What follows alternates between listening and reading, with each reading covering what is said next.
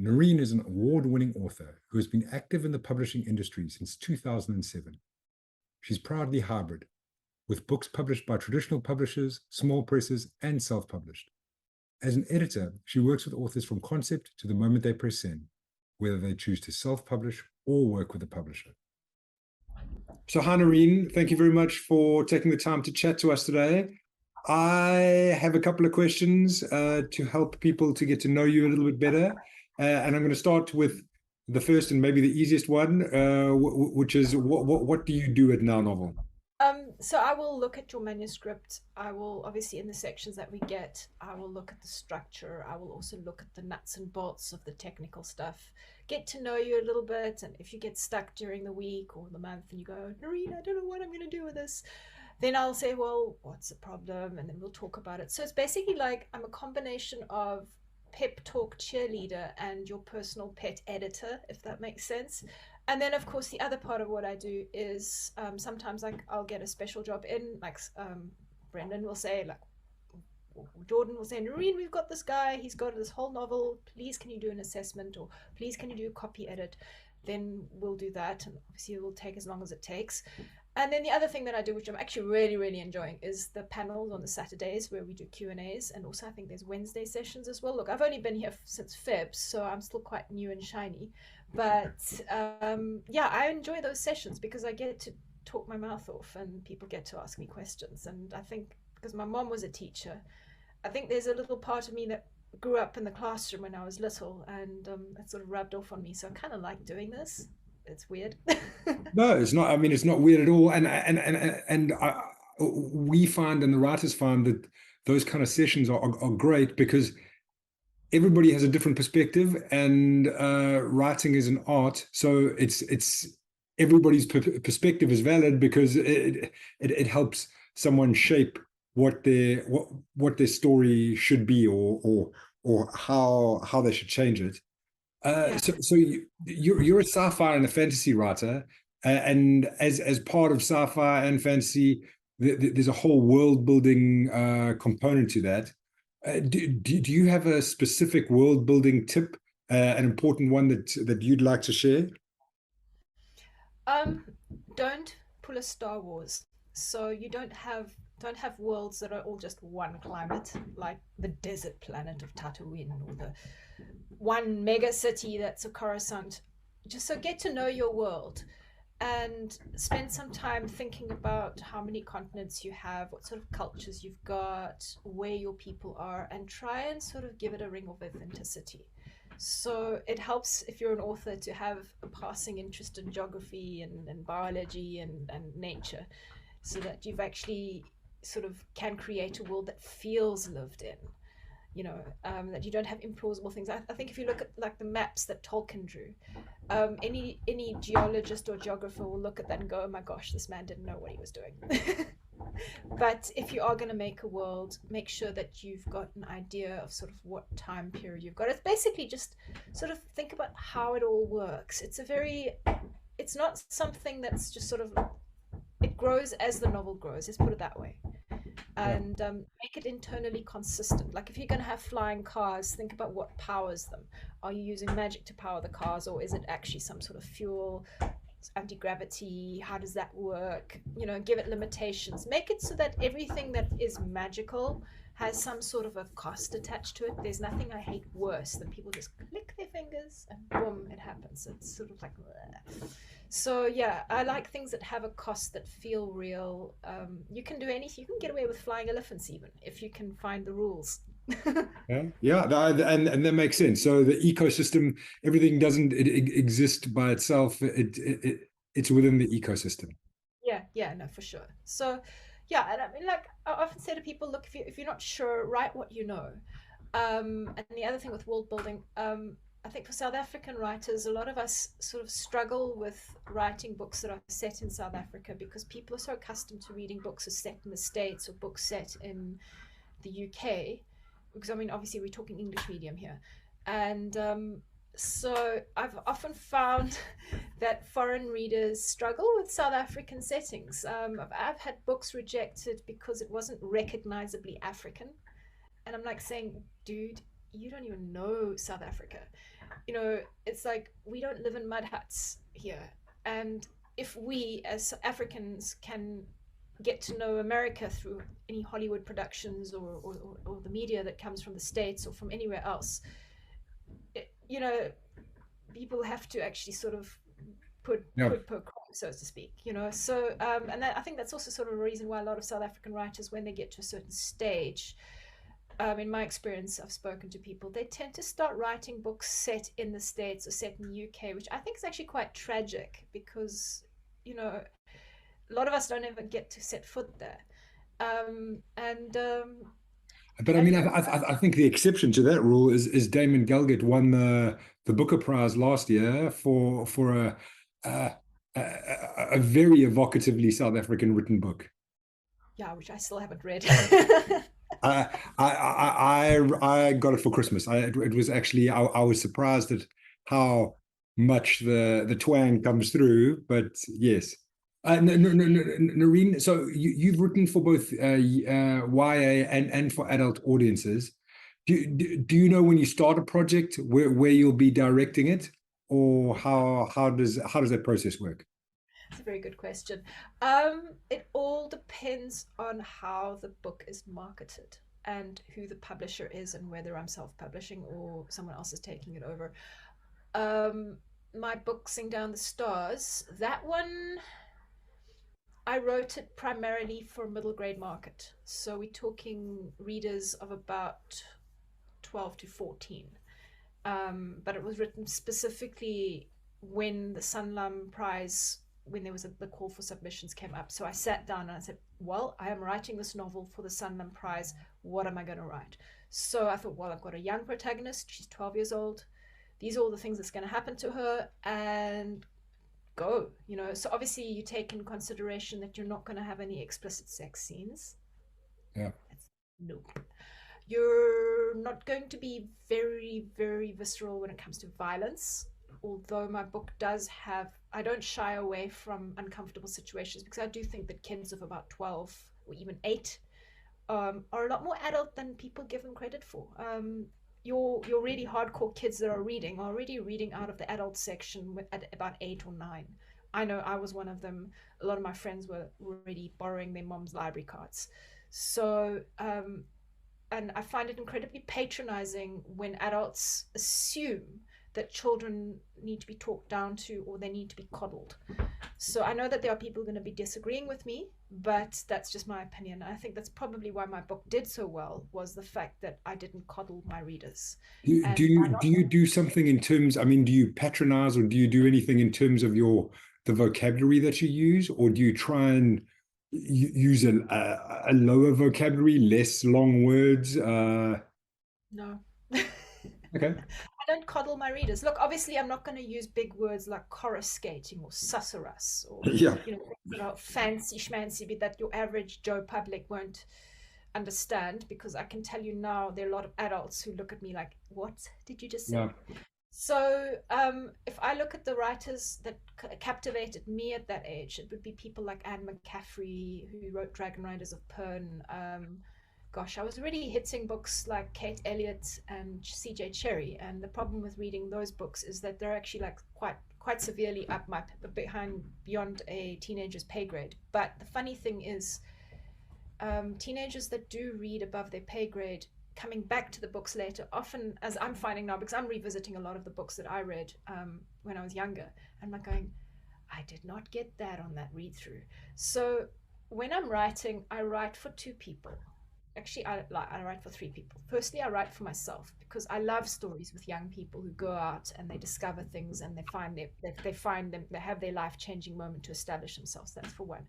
Secondly, yeah, I'm writing for the age group, so I will obviously keep certain things in mind. So if it's younger people, no sex, not too much swearing, and then I write for adults because, to be quite honest, there are going to be adults who enjoy younger stories. A lot of big people I know read YA in middle grade because it's not going to tax them the same way reading a heavy bestseller is. So you've really got to see who is reading, and you write the kind of story that will appeal.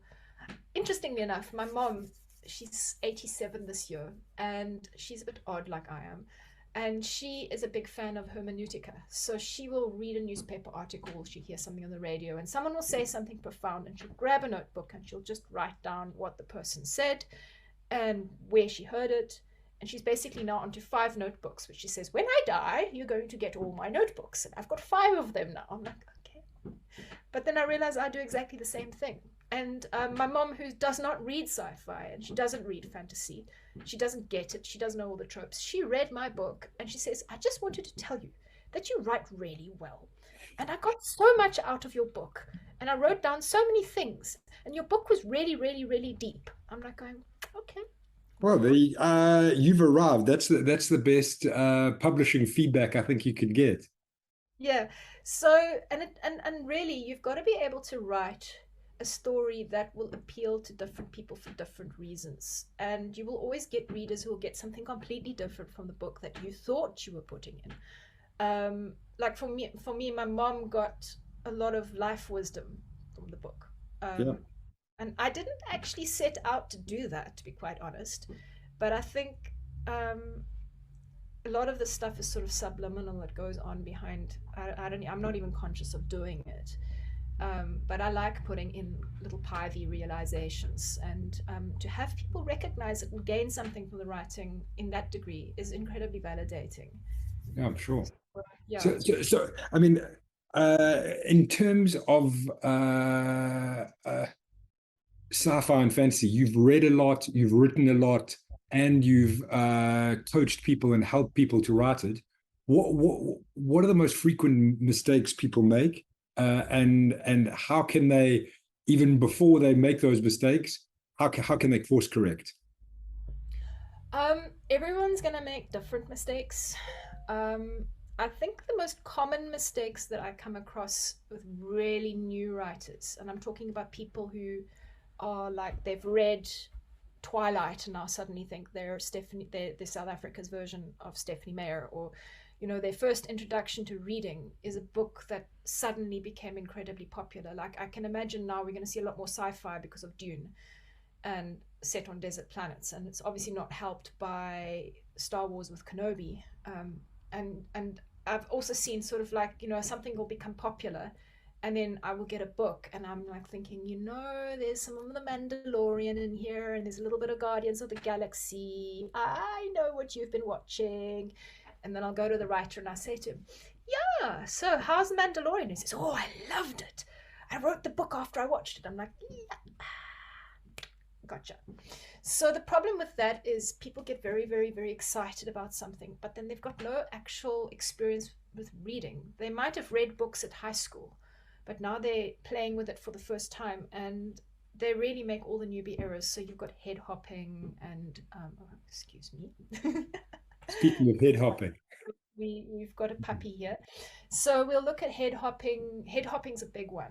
Point of view. So we often get characters that are writing very shallow, sort of like this happens, that happens, but there's no idea of the internal monologue happening. So things happen, but we don't understand why they happen. Other one that I've seen, I don't get it often because, Google Docs and also Microsoft Word have got such wonderful AIs that help with spelling and grammar. And if you're not sure of your grammar or your spelling, it's a very good idea to write with those functions going, because they're often your early warning system, like, that is not how that is spelled. I got one manuscript in recently that it was so riddled with typos that even the main characters' names were spelled differently on the same page. And I looked at this and I thought, I don't know what you did here, but let's fix it. That's why I'm here.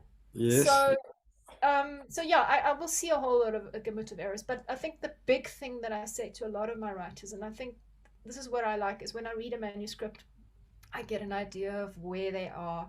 And because I have read so widely, I mean, I read up to 100 books a year, if not more. And this includes the books that I edit, as well as the books that I read for fun and the books that I read because I do book reviews. I know my stuff. And I can generally, like, if someone's writing a paranormal romance, for instance, I can make a couple of recommendations that include a couple of classics. Like, for instance, I love recommending Wuthering Heights by Emily Bronte. People tell me it's got too many big words, and I said, oh no, read it, please read it.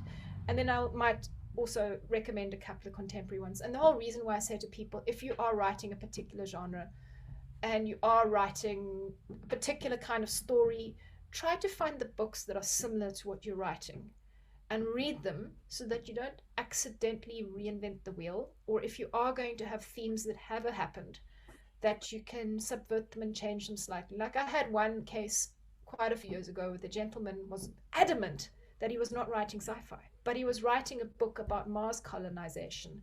And then he spent 5 pages talking about how a hypothetical dark matter hyperdrive worked. And I was like, no, please don't do this. People don't want to read 5 whole pages expounding about the how a science. hyperdrive works. So, That is a big one, and that's called exposition. Exposition is a big one. Like for instance, the prologue. People love younger, newer authors love their prologues. They'll give you a whole Silmarillion before the novel starts, and I say to them, it's really not necessary to do that. It's people are gonna just scan through that. They're not even gonna read it. They want to get to the start of the story, and also just stories not starting in the right places. People want to start with the Once Upon a Time or the farm boy, waking up in the morning and looking in the mirror. There's a lot of those conventions that people start with, and they're not wrong per se, but the thing is, I've seen it all so many times, and there are better ways to start novels than that. Agreed. So Nerine, to ask a little bit about yourself, can you tell us a little about either the Bloody Parchment or the Egyptian Society, whichever. I know they're both interests of yours, so yes. Bloody Parchment is the literary arm of SA Horrorfest, and lately, although I've been trying to play catch up because I went freelance in 2015, so I just have not had as much time available for it. It's very much a passion project. I don't get paid for it. I don't make enough book sales of it to justify what I end up paying people out of my own pocket to write stories for it. I fund it all myself from my ill-gotten gains from editing. So know that if you pay me for editing, chances are good a percentage of that money goes to other authors to pay them for their writing. But yeah, as I said, so we've got the anthologies that I do. I'm actually busy finishing the one from 2018. I'm that far behind. And because of COVID, we didn't have any live events. But what we've done now is we've shifted our live events to YouTube. So every year, just before Horrorfest, I will approach a bunch of authors. I'll get them to do readings, record themselves, and then we'll send the videos through and do title slides and send that through to Horrorfest, and they'll put it up. So it's a nice little bit of, just promoting authors. So that's pretty much what Horrorfest and Bloody Parchment's up to these days. My focus. Great. We'll put some links in the comments. With Bloody Parchment, I've decided to refocus it to just African writers, and African writers of speculative fiction, just because it's so difficult for African writers. And I'm so well connected now through the work that I've done with Terra Incognita, which was with with Short Story Day Africa. So, and I'm also involved with the African Speculative Fiction Society on the steering committee. So my whole reason now with Bloody Parchment is when I open submissions for the next one, it's just going to be African writers and African diaspora. So if you're African in the UK or African in the US, that's fine. Just it's just because there's just so few opportunities, and it's very difficult for us to get out there. Obviously, we don't have any of the big cons here. There's also a lot of resistance from the local publishers for speculative fiction. So yeah, it's that. And then Egyptian Society, yeah, no, I'm a bit of an Egypt nut. I've realized now that I've been doing the Egyptian Society newsletter for about 20 years. Okay. Which was quite insane, but that's fine. I just hadn't realized that it had been that long, and it's been quite useful for me because I finally this year figured out that if I'm ever going to start writing my ancient Egyptian historical novels, I might as well start this year and start researching. And it's very much a case now of getting an idea.